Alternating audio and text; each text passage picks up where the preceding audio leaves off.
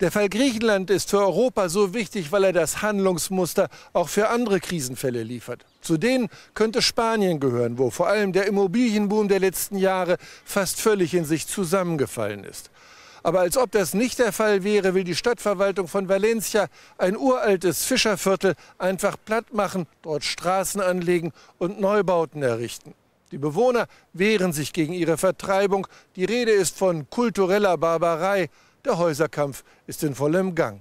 Thomas Schneider.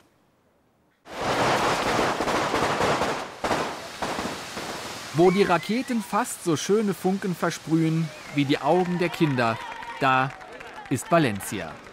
Die letzte Nacht des Frühlingsfests. Die Fallas, die großen Pappfiguren werden verbrannt.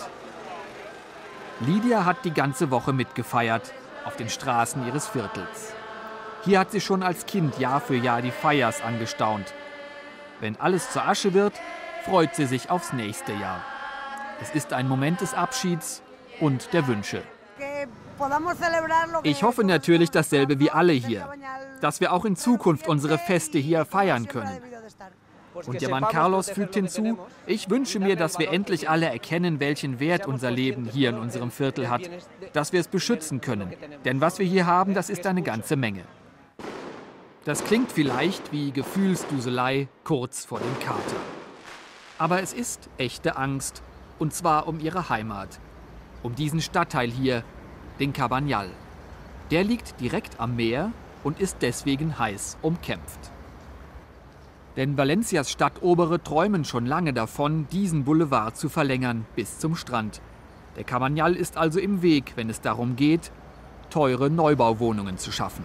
Zwar stehen auch in Valencia tausende Häuser leer, aber für Blocks wie in dieser Simulation sollen die Alteingesessenen weichen, so auch Lydia und ihr Mann. Das ist wahrscheinlich die beste Gegend in ganz Valencia und genau darum gibt es auch diesen Konflikt. Das Geld verdirbt einfach alles. Das Spiel, das hier gespielt wird, ist ganz einfach. Man will uns vertreiben, damit andere das große Geschäft machen können. Erneuern ohne zu zerstören, fordert das Plakat der Anwohner. Hier geht es nicht nur um 1600 Wohnungen, sondern auch ums kulturelle Erbe. Dies alles sind ehemalige Fischerhäuser. Werden sie abgerissen, verschwindet ein Stück vom alten Spanien. Schmal, aber schick, das war vor 100 Jahren die Devise hier. Der Kachelschmuck und andere Details zeugen bis heute vom Stolz der Erbauer. Der Cabanyal steht unter Denkmalschutz. Eigentlich ist Abreißen hier verboten.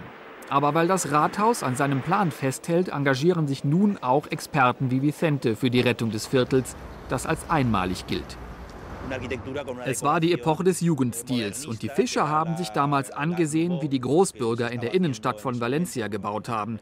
Das haben sich die kleinen Leute dann abgeschaut und hier im Cabanyal die populäre Form des Jugendstils entwickelt. Aber es gibt auch die andere Seite des Cabanyal. Heruntergekommene Häuser gehören dazu. Manche ehemalige Bewohner haben das Viertel verlassen. Seit einigen Jahren macht sich eine kleinkriminelle Szene breit. Wie sieht's aus, Jungs? Wer will einen Joint? Marihuana und Haschisch werden hier etwa offen rumgereicht. Für die Stadtverwaltung sind diese Probleme Gründe, das Viertel zu zerschlagen und das Neubauprojekt durchzusetzen. Verbotene Hahnenkämpfe, auf die gewettet wird, tragen auch nicht eben zum Ruhm des Cabanyal bei. Dem Rathaus aber kommt der Niedergang sehr gelegen. Wir wollen erreichen, dass dieses Viertel wieder angenehm zu bewohnen wird, damit die Menschen, die weggegangen sind, wieder zurückkommen. Es nur zu renovieren, ohne dass man es wieder attraktiver macht, das bringt wenig oder gar nichts. Attraktiv dürfte der neue Cabanyal in Wirklichkeit vor allem für die Bauinvestoren werden. Lydia und Carlos werden sich darin keine Wohnung mehr leisten können. Dabei sind sie hier verwurzelt. Die Trachten, die ihre Töchter zu Festen tragen, gehören zu diesen Wurzeln ebenso wie die vertrauten Straßen. Und was die Drogenhändler angeht, finden sie, um die könnte sich ja auch mal die Polizei kümmern. Wegziehen wollen wir hier nicht. Man weiß ja nie, was noch kommt. Aber eins ist klar, wir bleiben hier bis zum Ende. Ob es ein gutes oder ein schlechtes Ende wird, wissen sie nicht.